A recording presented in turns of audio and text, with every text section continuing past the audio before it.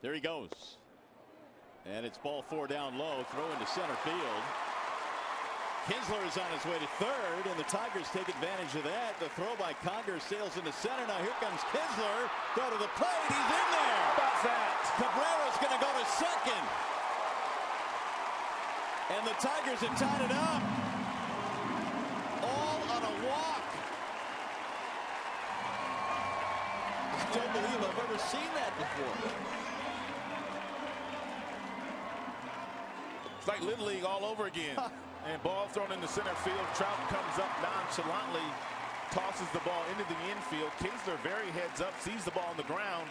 He says, you know what, I can get home.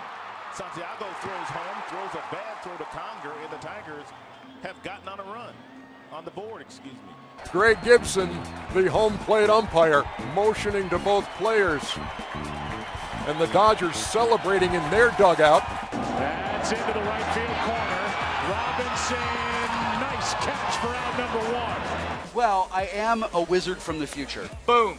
I'm a real doctor. If you had your walk-up music created, who would compose it and or sing it, and what kind of music would it be? You know what? That's a good question.